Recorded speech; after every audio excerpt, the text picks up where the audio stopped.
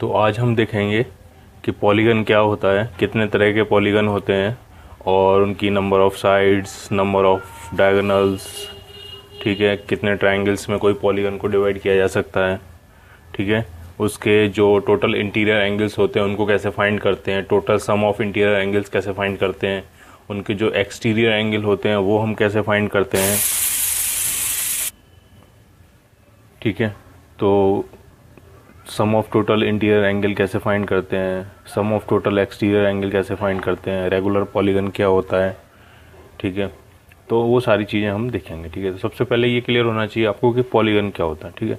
तो कोई भी एक plane figure which is bounded by some line segments is called polygon. कोई भी प्लेन फिगर हो सकती है, ठीक है। एक लाइन सेगमेंट ऐसे ऐसे ऐसे ऐसे ऐसे फिर ऐसे फिर ऐसे और फिर ये, तो ये भी क्या है, ये पॉलीगन है, ठीक है। कुछ लाइन सेगमेंट्स हैं और उससे एक बाउंडेड फिगर है। बाउंडेड फिगर मतलब क्या, अगर लाइन यहाँ से शुरू होती है तो फाइनली ये सारे सेगमेंट्स इसमें ऐड होते होते वो वहीं पे एंड होने चाहिए। ओपन फिगर नहीं होनी चाहिए, ऐसा नहीं होना चाहिए, ऐसे इस तरह से हो गया तो ये पॉलीगन नहीं है, क्योंकि ये फिगर क्या है, ओपन फिगर है, ठीक है। ये फिगर क्या है, बाउंड फिगर, क्लोज फिगर है, ठीक है। इस तरह की फिगर्स को क्या कहते हैं, क्लोज फिगर, ठीक है। जहाँ से शुरू होती है वो वहीं पे आके एंड होती है, तो ये क्या है, क्लोज फिगर। जहाँ से शुरू होती है वहाँ पे आके एंड नहीं होती है, तो ये क्या है, आपकी ओपन फिगर, ठीक है। तो हम क्लोज फिगर की बात कर रहे हैं, जिसमें एक सिंपल प्लेन फिगर है which is bounded by some line segments, okay, that is called polygon, ठीक है। पॉलीगन के जो नंबर ऑफ साइड्स हैं, जो जिन लाइन सेगमेंट से मिलके ये बना है उनको इसकी नंबर ऑफ साइड्स कहते हैं। वो कई सारी हो सकती हैं। अगर 3 है तो ट्रायंगल बोलेंगे उसको, 4 है तो क्वाड्रिलेटरल बोलेंगे, 5 है तो पेंटागन बोलेंगे, 6 है तो हेक्सागन, 7 है तो हेप्टागन, 8 के लिए ऑक्टागन, 9 के लिए नोनागन और 10 के लिए डेकागन, ठीक है। अब दो तरह के हम पॉलीगन देखेंगे, एक होगा कॉन्वेक्स पॉलीगन, एक होगा कॉनकेव पॉलीगन। तो बहुत सिंपल है। मान लिया कोई पॉलीगन है, किसी भी तरह का है, इस तरह से, और उसके जो इंटीरियर एंगल्स हैं वो सारे इंटीरियर एंगल अगर 180 डिग्री से कम है, जो इंटीरियर एंगल हैं वो सारे इंटीरियर एंगल 180 डिग्री से क्या है, कम, तो उसको बोला जाएगा कॉन्वेक्स पॉलीगन।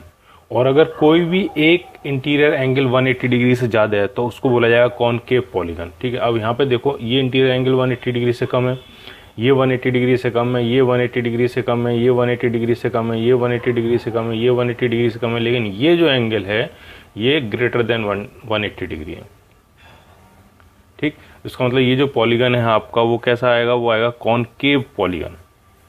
अगर ये इस तरह का होता, सिंपल बना लेते हैं, अब इसमें ये सारे एंगल जो हैं वो 180 डिग्री से कम है, तो ये क्या हो जाएगा आपका, ये हो जाएगा आपका कॉन्वेक्स पॉलीगन, ठीक है। तो ये दो जो डिफरेंस है वो क्लियर होने चाहिए, कॉन्वेक्स पॉलीगन और कॉनकेव पॉलीगन, ठीक है। जब एंगल 180 डिग्री से कम है, सारे इंटीरियर एंगल 180 डिग्री से कम है सारे, ठीक है, कोई भी इंटीरियर एंगल पकड़ो वो आपको 180 डिग्री से कम मिलेगा, तो ये क्या हो जाएगा आपका कॉन्वेक्स पॉलीगन। और अगर कोई भी एक इंटीरियर एंगल 180 डिग्री से ज़्यादा हो गया, मैं ये नहीं कह रहा हूँ सारे 180 डिग्री से ज़्यादा, नहीं, अगर कोई भी एक 180 डिग्री से ज़्यादा हो गया तो ये क्या कहलाएगा, आपका कॉनकेव पॉलीगन, ठीक, ठीक है। तो इस चैप्टर में जो हम देखेंगे वो हमारे सारे क्या होंगे, आपके कॉन्वेक्स पॉलीगन। उसमें इंटीरियर एंगल जो होंगे वो सारे 180 डिग्री से क्या होंगे, कम होंगे, ठीक है। जब हम सिंपल पॉलीगन बोलेंगे तो क्या है, वो कॉन्वेक्स पॉलीगन, जब तक कि अदर्स आपको अलग से स्टेट ना किया जाए कि ये कॉनकेव पॉलीगन है, इस तरह से, ठीक है।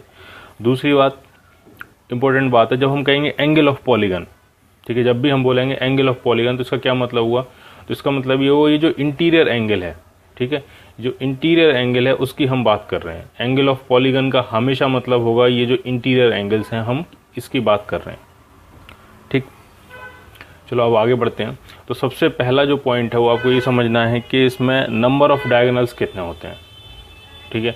मान लिया एन साइडेड पॉलीगन है, ठीक है, तो उसमें अगर हम ये फाइंड करें कि नंबर ऑफ डायगोनल्स कितने होते हैं, तो जरा ढंग से देखें। अगर हम एग्जाम्पल के लिए 6 साइड्स बनाएं इसकी, ये आपका हेक्सागन हो गया, ठीक है। नंबर ऑफ साइड्स कितनी है, 1 2 3 4 5 6, और नंबर ऑफ टर्मिनल्स कितने हैं, वो भी 6 मिलेंगे आपको, 3 4 5 6, ये नंबर ऑफ टर्मिनल्स हैं, ठीक है।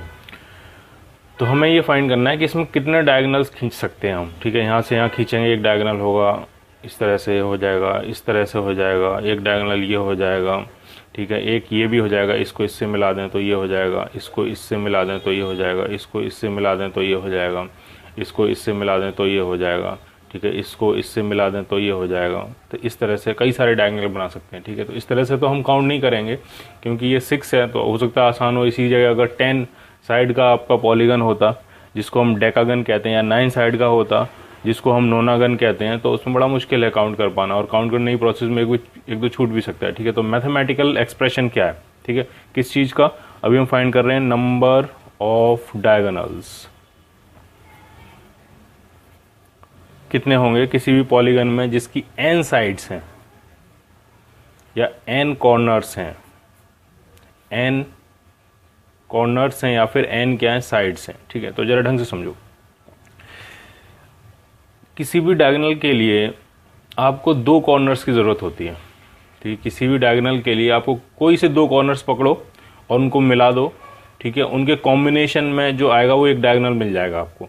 इन 2 को पकड़ लिया तो एक डायगोनल मिल जाएगा, इन 2 को पकड़ लिया तो एक डायगोनल मिल जाएगा, इन 2 को कोई से दो कॉर्नर पकड़ेंगे तो हमें क्या मिल जाएगा, एक डायगोनल मिल जाएगा। लेकिन उसमें साइड्स भी शामिल होंगी, क्योंकि अगर किसी ने ये 2 पॉइंट पकड़ लिए तो यहाँ से जो बनेगा इन दोनों को कॉम्बिनेशन से जो लाइन खींचेगी वो डायगोनल नहीं होगा, वो क्या होगी, साइड होगी, ठीक। तो आपके पास n कॉर्नर्स हैं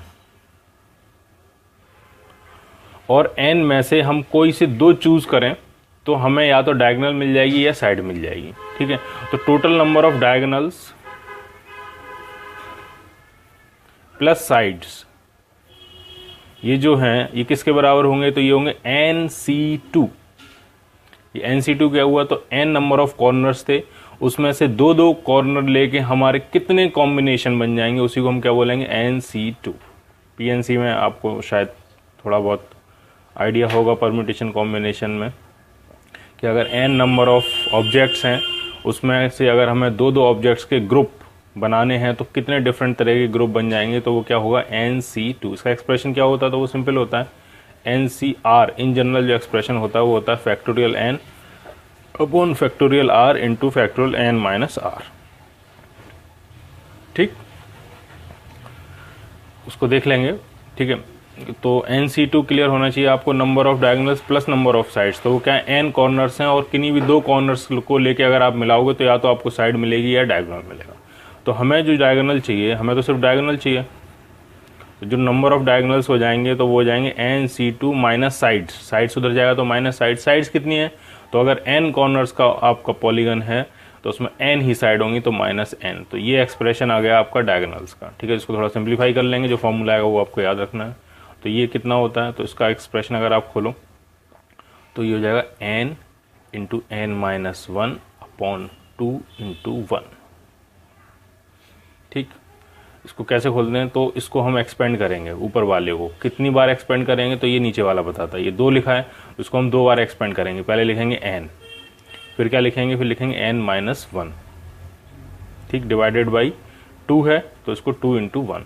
इसी जगह अगर NC3 होता तो इसको एक्सपेंड करो 3 बार, तो n पहली बार में n आ जाएगा, दूसरी बार में 1 कम कर दिया तो n माइनस 1 आ जाएगा, तीसरी बार में 1 और कम कर दिया तो n माइनस 2 आ जाएगा। तो ये 3 बार एक्सपेंड हो गया।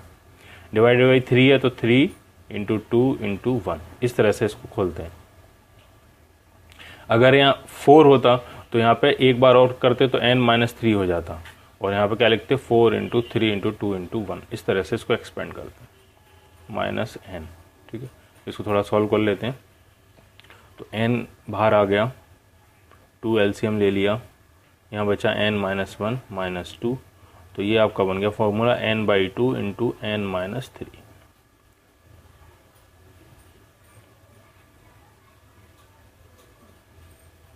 ठीक है, तो नंबर ऑफ डायगोनल्स का फॉर्मूला क्या आ गया, n/2 इंटू n माइनस 3। कैसे आया वो कंसेप्ट भी आपको क्लियर होना चाहिए।